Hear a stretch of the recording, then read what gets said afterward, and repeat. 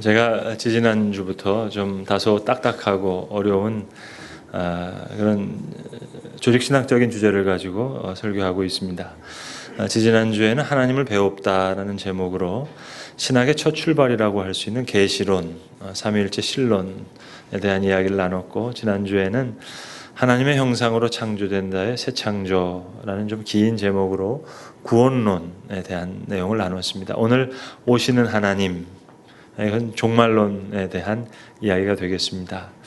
여러분, 저는 느끼신 분은 느꼈겠지만 상당히 감성 주도적인 사람입니다.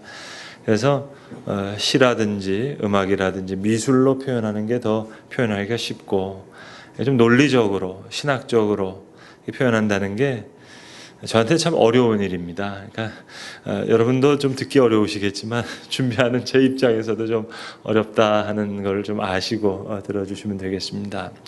여러분, 설교를 하는 사람으로서 은혜 끼치기 제일 어려운 사람이 누군 줄 아십니까? 네. 목사 사모입니다. 그런데 지지난주에 제가 설교를 했는데 제 아내가 아주 극히 드문 반응을 했습니다. 제 설교에 대해서 늘 평상시에 이렇게 반응을 안 하는데, 지난주에 처음 이제 그 조직신학적인 설교를 하고 나서는 40년 넘게 모태신앙으로 이렇게 신앙생활 했는데, 너무 모르고 믿었던 것 같다고, 너무 좋은 말씀 해줘서 감사하고, 교인들도 잘 이렇게 좀 많이 들었으면 좋겠는데, 이렇게 너무 칭찬을 해줘가지고요, 제가 당황했습니다. 그래서 오늘 이 종말론 되게 어려운 내용인데, 제가 말씀 잘 전해서 하나님한테도 칭찬받아야 되겠지만 제 아내에게도 좀 말씀드리는 이유는 좀 편하게 생각하시라 하는 그런 말씀입니다. 고린도전서 5장 1절에 보시면 바울이 우리가 익히 아는 그런 중요한 말씀을 하시죠.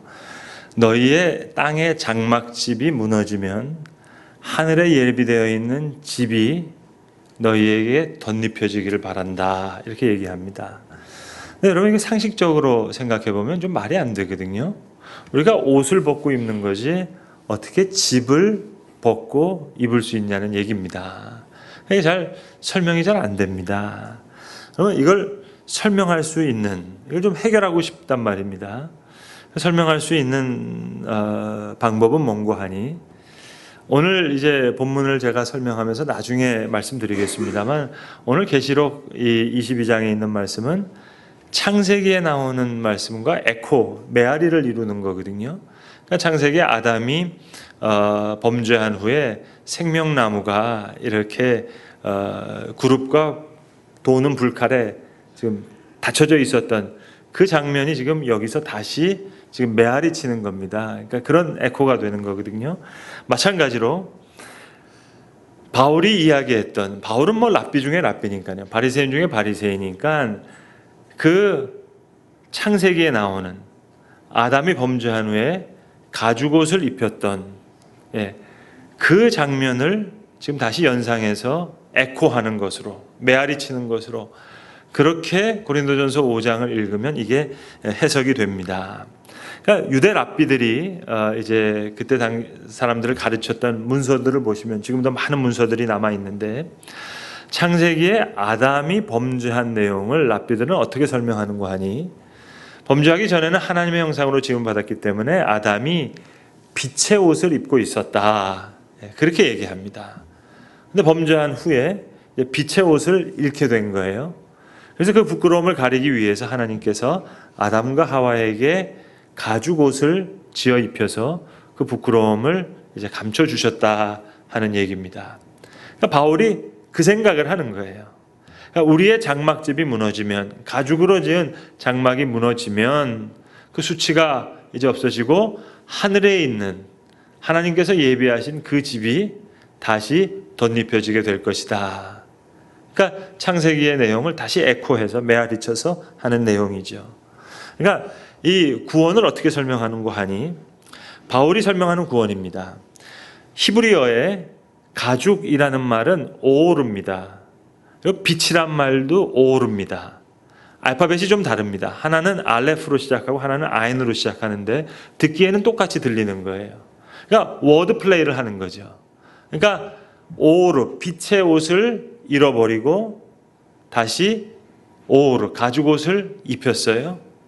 이제 그 가죽옷, 오르가 없어지는 순간 다시 영원히 있는 그 빛의 오르, 빛의 옷을 덧입는 모습으로 이렇게, 그러니까 영광된 몸, 부활의 몸, 빛으로 하나님 나라를 설명하는 바울의 그 신학입니다. 그래서 이것뿐만이 아니라 바울 서신에 보시면 그리스도를 옷 입는다라는 표현이 여러 군데가 나옵니다. 그런데 로마서 13장 14절 같은 데 보시면 오직 너희가 그리스도로 옷 입으라 이렇게 명령문으로 얘기하기도 하고, 갈라디아서 3장 27절 같은 데는 너희는 그리스도로 옷 입었느니라 이렇게 얘기하거든요. 근데 그 두 본문이 다 어느 때를 상정해서 이야기하는 거 아니 세례받는 때를 이야기하면서 하는 얘기입니다. 세례받는 것을 바울은 그리스도로 옷 입는 것으로. 그러니까 바울 서신에는 옷 입는다는 얘기도 있지만 벗는다는 것과 연결시켜서 표현되는 표현이 많아요. 그런데 로마서 13장 12절에도 우리가 어둠의 일을 벗고 빛의 갑옷을 입자 이렇게 얘기도 하고, 그리고 골로새서 2장 11절 같은 경우는 세례를 우리 육신의 몸을 벗는 것으로 그렇게 설명하기도 합니다. 골로새서 3장에서는 옛사람을 벗어버리고 새사람을 입으라. 그러면 또 옷 입는다는 게 뭔지 이걸 생각해 봐야 됩니다. 그러니까 그리스도를 닮는 사람이 되는 게 뭐냐. 물론 우리가 부분적으로 윤리적인 결단과 우리 인격의 변화를 통해서 그리스도를 닮고 변화되지만, 정말 닮는 것은, 바울이 생각하는 그리스도를 닮는다는 것은 그리스도의 옷, 그리스도가 부활하신 그 몸을 입는다는 겁니다. 그래서 빌립보서 3장 22절 같은 데 보시면 본문이 어떻게 나오냐면 하늘에 도성이 있어요. 그 도성을 우리가 기다리는 거예요. 종말을 기다리는데 그 종말이 뭐냐? 그리스도께서 하나님의 능력을 가지고 자신의 몸의 형체가 변한 것처럼 우리의 몸을 변화시키는 것으로. 그러니까 그리스도의 옷, 그리스도의 몸은 이런 변화산상에서 예수님께서 세 제자에게 보여주셨던 몸이 있잖아요. 흰 옷을 입은 천사를 봤다 하는데 그거는 제가 입고 있는 이 흰 색깔 옷을 봤다는 것이 아니라 빛이 너무 밝아서 그 빛이 옷을 뚫고 나오는 그 빛난 변화된 형상을 본 겁니다.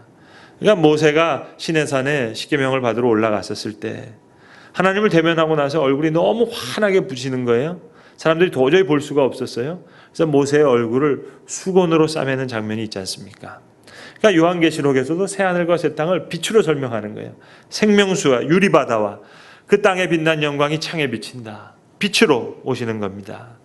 그래서 로마서 8장에서도 성령의 능력으로 우리의 모습이 변한다 하는 그 말씀, 이것은 우리의 인격이 변한다는 부분적인 말씀이지만 더 중요한 것은 고린도전서 15장에 말씀하시는 것처럼 너희가 욕된 것으로 심지만 영당된 것으로 다시 살아난다. 그러니까 그리스도를 닮는 게 뭐냐?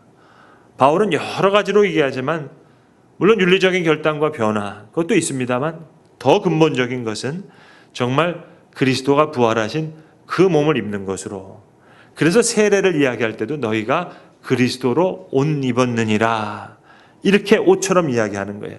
그러니까 빛의 옷을 벗고 범죄함으로 벗은 몸으로 발견된 아담에게 하나님께서 가죽옷을 입혀주셨는데 이제 다시 바울이 그걸 에코하는 거예요. 메아리 쳐서 너희의 장막, 육신의 장막집이 무너지면 하늘에 있는 빛의 옷, 그 부활하신 그 집을 너희에게 입혀주시리라 이렇게 설명되는 겁니다. 예수님도 마찬가지예요.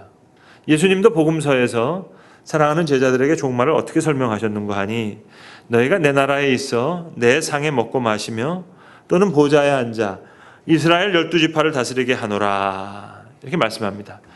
예컨대 마태복음 8장 같은 데 보시면 너희가 동서로부터 많은 사람을 불러 이르러 아브라함과 이삭과 야곱과 함께 천국에 앉으려니와 하시면서 8절에 뭐라고 말씀하시는 거 아니? 하나님이 모든 민족의 얼굴을 가린 가리개와 열방 위에 덮인 덮개를 제하시리라. 여러분 이 가리개와 덮개가 뭘까요? 이사야서에서도 계속 나오는 얘기입니다. 제하신다, 삼킨다, 멸하신다. 이 죽음을 삼키는 거예요. 백성의 수치를. 그러니까 시체를 덮는 그 가리개와 덮개, 이것을 제하시면서 죽음의 권세를 이기시고 그들을 다시 살려내서 하나님의 나라의 잔치자리에 이렇게 둘러앉히게 하는, 참석하시는 것으로 예수님 당신 스스로가 그렇게 새하늘과 새 땅을 설명해 주셨습니다. 그러니까 여러분, 기독교는 사실은 종말론 그 자체입니다. 그러니까 종말론은 여러 신학의 한 요소가 아니라, 여러 기독교의 한 요소가 아니라 기독교 신앙 자체라고 얘기할 수 있어요. 그러니까 모든 것이 거기서 출발되는 열쇠예요. 또 모든 기도되는 새날의 여명에 빛하되 충만한, 가득 채우는 그런 빛. 그래서 우리는 하나님을 설명할 때 여러 가지로 설명하죠. 하나님은 하늘 위에 계시다, 이렇게 설명하기도 하고, 하나님 우리 가운데 계시다, 이렇게도 설명해요. 근데 종말론적으로 설명을 하자면 하나님은 우리 위에도 계시고 안에도 계시지만 어찌 보면 우리 앞에 계신 분으로 그렇게 표현할 수 있습니다. 오시는 하나님입니다. 하나님은 역사적인 하나님이에요. 십자가와 부활, 그걸 통해서 시간 안에서, 역사 안에서, 여러분 시간도 피조된 겁니다. 창조된 그 시간 안에서 하나님 자신을 계시해 주셨어요. 그런데 십자가와 부활은 약속의 성취가 아니라 약속의 보장입니다. 개런티입니다. 대단히 엄청난 신학적인 진술이에요. 그리스도의 주되심, 하나님의 하나님 되심, 이건 종말론적으로 볼 때는 다 잠정적인 성격이에요. 그러니까 그리스도의 십자가와 부활은 이제 오시는 하나님, 그 하나님을 시간 속에서, 역사 속에서 계시하신 하나님의 사건입니다. 그래서 예수는 하나님의 아들이다, 예수는 그리스도시다 하는 그 기독론, 가장 중요한 기독론도 사실은 종말론의 시작일 뿐입니다. 종말론은 기독론의 완성입니다. 제가 방금 엄청난 신학적인 진술을 한 거예요. 기독론은 종말론의 시작이고 종말론은 기독론의 완성이다. 그러니까 여러분, 출애굽을 위해서 모세가 하나님 앞에서 이렇게 물어보는 장면이 있죠. 떨기나무 아래서 하나님을 만났어요. 그러고 나서 이제 궁금한 거예요. 이제 분명히 이스라엘 백성들이 물어볼 거거든요. 내가 하나님을 만났다 그러면 하나님 이름이 뭐냐라고 물어볼 텐데 제가 어떻게 대답하면 좋겠습니까? 할 때 성경에 보시면 하나님이 이렇게 대답해 주세요. 나는 스스로 있는 자니라. 그래서 영어 성경을 보시면 나는 스스로 있는 자니라, 그것을 대략 어떻게 번역하는 거 하니? I am who I am. 그렇게 번역합니다. 나는 스스로 있는 자니라. 근데 저는 히브리 그 단어를 저보로 번역하라고 한다면 저는 오히려 이렇게 번역하겠어요. I will be who I will be. 종말론적으로 번역하자면 그렇게 번역하는 것이 옳습니다. 그러니까 십자가와 부활도 이건 시간 안에, 역사 안에 하나님께서 당신을 스스로 계시하신 계시의 사건이에요. 그러니까 약속의 성취라기보다는 약속의 보장이에요. 개런티예요. 그러니까 십자가에 달리신 하나님, 예수님도 삼위일체, 영원하신 하나님의 역사적인 계시입니다. 그러니까 우리가 하나님을 만난다, 그러니까 하나님이 우리 가운데 거하신다, 그것도 어찌 보면 미래적인 경험을 이만큼 땡겨와서 조금 경험하는 거예요. 그러니까 물론 하나님의 영원성이라고 하는 건 무시간적인 개념은 아닙니다. 그러니까 우리가 오늘 경험하는 건 미래적인 능력이에요. 오시는 하나님을 경험하는 거예요. 창조된 모든 세계가 다시 새롭게 창조되는 겁니다. 구약 성경에 보시면 성막에 하나님의 빛이 있어요. 그것을 히브리어로 쉐키나라고 합니다. 하나님의 영광의 빛인데 새하늘과 새 땅이 우리 가운데 임할 때는 우주적인 쉐키나가 임하는 거예요. 그러니까 태초에 창조하신 그것도 물론 무에서 유가 창조된 겁니다. 마찬가지로 종말론의 새 창조는 전적으로 새로운 창조예요. 여러분, 영원이라는 개념은 오늘 저와 여러분이 살고 있는 이 시간이 계속 이어지는, 연장되는 그 영원이 아닙니다. 에덴 동산으로의 회복도 아니고요. 전혀 다른 차원의 새로운, 그 새로운 것이 오는 거예요. 새로운 창조예요. 그러니까 종말론도 이게 잠깐 왜곡된 종말론이 많은데요. 아마겟돈, 전쟁, 요즘같이 핵미사일 같은 게 있을 때는 핵폭탄이 터져서 지구가 멸망한다. 그러나 진정한 기독교적인 종말론은 완전히 다른 차원의 새로운 창조를 이야기하는 겁니다. 그래서 바울도 세례를 그리스도의 옷을 입는 것으로 얘기하는 거예요. 부활의 옷을 입는 그 시작인 거예요. 그리고 이제 장막집이 무너질 때 하늘에 있는 집이 우리에게 예비되어 있다. 자, 그러면 오늘 본문의 말씀은 뭐냐 하는 겁니다. 여러분, 에덴 동산 중앙에 생명나무가 있었다는 것 창세기 첫 부분에서 아마 기억하실 겁니다. 오늘 본문은 그 창세기의 내용이 지금 메아리 치는 거예요. 생명의 역사를 사모해야 되는데 아담과 하와가 생명을 사랑하기보다 더 능력을 사모했어요. 하나님이 말씀하셨어요. 동산 각종 나무의 열매는 내가 임의로 먹되 선악을 알게 하는 나무의 열매는 먹지 말라 하셨는데, 근데 보암직도 해요. 먹음직도 해요. 그리고 지혜롭게 할 만큼 탐스럽기도 해요. 그래서 그 나무의 열매를 따먹었어요. 그러니까 생명보다 능력을 더 원했어요. 그때 여호와 하나님께서 뭐라고 말씀하십니까? 이르시되 보라, 이 사람이 선악을 아는 일에 우리 중에 하나같이 되었으니, 그러면서 하시는 말씀입니다. 그가 그의 손을 들어 생명나무 열매도 따먹고 영생할까 하노라 하시고, 그리고 에덴 동산 동쪽에 그룹들과 두루도는 불칼을 두어서, 그 다음 구절이 뭐죠? 생명나무의 길을 지키게 하시니라. 그 생명나무의 이야기예요. 그러니까 창세기에 나타난 하나님의 그 생명의 어떤 창조적인 사랑, 그게 있었어요. 근데 그 사랑이 우여곡절을 많이 겪는 거예요. 그 생명나무가 처음 나왔는데 성경 66권이 뭡니까? 많은 우여곡절이에요. 이 사랑이 왜곡되기도 하고 잘못 전해지기도 하고 그 사랑을 받아들이지 못하기도 하고, 마치 우리가 인생에서 많은 일들을 겪는 것처럼 아브라함이 겪었던 수많은 시련도, 야곱이 경험했던 그 많은 어려움도, 모세가 출애굽 가운데 겪었던 수많은 일들, 그게 다 사실은 생명이 생명되지 못하는 그런 많은 우여곡절이에요. 그래서 출애굽을 통해서만 사랑을 만들어진 것이 아니고 때로는 바벨론 포로와 같은 역사를 통해서도 진정한 생명의 스토리, 구원의 스토리, 사랑의 스토리를 하나님께서 만들어 가시려고 하기도 하고, 때로는 성전이 무너지기도 하고 예루살렘이 멸망하기도 하고, 그래서 포로된 곳에서 다시 그들의 마음속에 성소가 다시 세워지고 새로운 이스라엘이 만들어지기도 하고, 그러다가 또 다시 꾸꾸라지고, 오늘 이 마지막 장면에 그 생명나무의 생명을 오늘 깊이 만나는 겁니다. 그러니까 에덴 동산의 아름다움 정도가 아니라 이 생명나무의 잎사귀 하나에 만국을 치료할 수 있는 치유의 능력이 있을 만큼 생수의 강이 흘러넘치고 그 생명수 강가의 좌우에 생명나무가 있는 거예요. 그러니까 하나님의 형상이 큰 사랑이었는데, 창세기에 나오는 생명나무와 여기 나오는 생명나무가 비슷한 생명나무 같은데, 그런데 그 고백과 이해의 깊이는 완전히 달라지는 거예요. 창조의 하나님과 종말의 하나님, 물론 같은 하나님이죠. 그러나 우리에게 실현되는, 우리가 이해할 수 있는 그 이해의 폭은 완전히 달라지는 거예요. 하나님은 명사가 아니고 동사라고 말씀드렸는데 얼마만큼 달라지느냐? 그 생명나무가 이제 접근할 수가 없었어요. 생명나무의 길을 지키게 하셨어요. 그런데 이제 그 생명나무의 잎사귀 하나에 만국을 치유하는 엄청난 생명력이 있다는 걸 알게 돼요. 그게 오늘 본문의 말씀입니다. 수정같이 맑은 생명수의 강을 내게 보이시니, 강 좌우에 생명나무가 있어 12가지 열매를 달마다 맺고 그 나무 잎사귀들은 만국을 치유하기 위해서 있더라.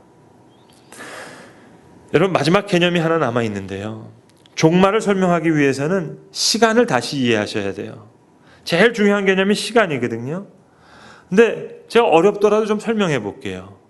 저는 말씀드렸듯이 감성적인 사람이라서 차라리 시와 음악과 미술로 표현하면 좋겠는데, 근데 여러분의 이해를 위해서 이건 논리적으로 이해해야 돼요. 이건 신학적으로 이해해야 돼요. 여러분, 시간도 창조된 겁니다. 그냥 피조된 거예요, 시간. 그러니까 하나님이 오신 그 영원은 우리가 겪는 이 시간이 계속 연장되는 게 아니고요. 피조된 시간은 수천 년이 되건 수만 년이 되건 그건 제한된 기간의 시간이에요. 그래서 시간은 창조된 우리에게 주신 하나님의 선물이에요. 하나님께서 그 시간을 창조하시고 그 시간을 오른장중에 취하셔서 그리스도의 역사 가운데, 시간 가운데, 시간적인 사건으로, 역사적인 사건으로 우리에게 경험케 하시는 거예요. 그런데 하나님이, 오시는 하나님이 우리에게 경험될 그 영원은 하나님의 또 다른 새로운 것이에요. 그러니까 이걸 이렇게 표현할까요? 영원한 하나님께서 이 시간을 밀어내시는 거예요. 그리고 새로운 차원의 영혼으로 우리에게 다가오시는 거예요. 그러니까 우리가 경험할 그 영혼은 이 시간에 연장되는 그 영혼이 아니고 또 다른 새로운 차원의 영혼으로 지금 시간을 밀어내면서 오시는 겁니다. 그러니까 오늘 본문의 말씀은요, 우리가 그냥 눈으로 읽은 것 뿐이에요. 귀로 들은 것 뿐이에요. 도저히 이해할 수가 없어요. 우리의 이 시간과 공간 속에서는 말입니다. 그러니까 잠정적으로 이해한 것 뿐이에요. 여러분, 말씀의 실현이라는 게 얼마나 커다란 역사인 줄 아십니까?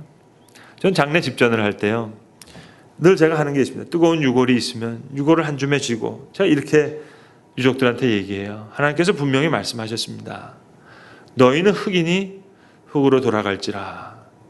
분명히 말씀하셨는데 오늘 그 말씀이 여기서 실현됩니다. 그러면서 제가 유골을 한 줌 잡아서, 뜨거운 유골을 잡아서 뿌려요. 여러분, 말씀이 실현된다는 것은 이만큼 엄청난 이야기예요.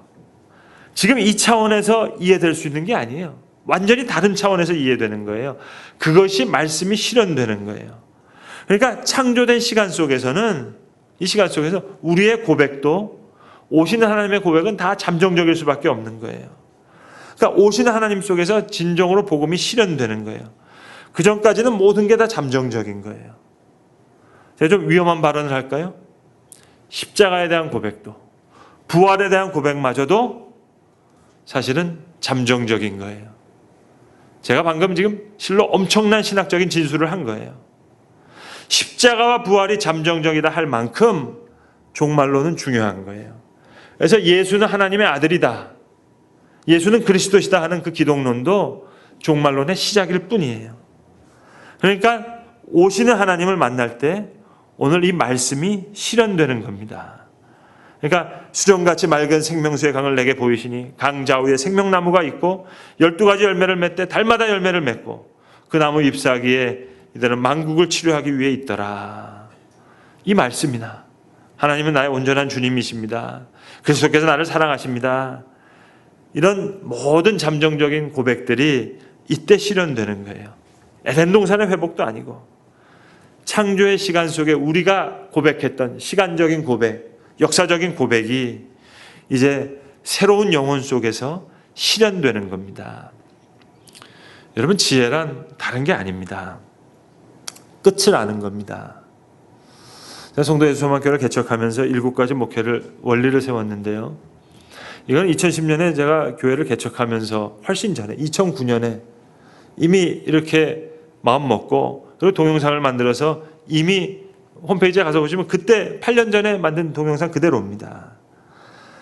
그러니까 이 7번째 마지막 결론적인 원리가 뭔 줄 아세요? 사실 이거 모르시면 참된 우리 성도 예수소망교회 교인이라고 하긴 좀 힘든데, 제가 첫 번째 경건한 예배부터 7가지를 쭉 얘기하면서 마지막 7번째 원리, 이게 종말론적인 가치관입니다. 그리스도가 왕이시다, 기독론적인 가치관도 중요해요. 구원론적인 가치관도 중요하고, 성령을 늘 내 마음에 모시는 성령론적인 가치관도 중요하고, 또 교회를 귀하게 여기고 교회를 중심으로 살아가는 교회론적인 가치관도 중요하고, 심지어는 십자가의 가치관도 중요하고 부활의 능력의 가치관도 중요하지만 그게 아니에요. 종말론적인 가치관. 사실 이 가치관만 제대로 세워질 수만 있다면 우리는 정말로 지혜로워질 수 있습니다. 아무런 문제도 문제가 되지 않아요. 여러분, 우리가 사는 이 세상에서도요, 기다리는 사람이 있다는 것, 그리고 기다릴 사람이 있다는 것, 사실 그것보다 더한 사랑은 없습니다. 그것보다 가슴 벅찬 일이 없어요. 남녀 간의 사랑에서도요, 오늘 데이트하는 거 물론 좋아요. 내가 오늘 함께 살고 행복한 삶을 누리는 거, 그 기쁜 일이죠. 행복한 일이죠. 정말 깊은 교제를 하고 있어요.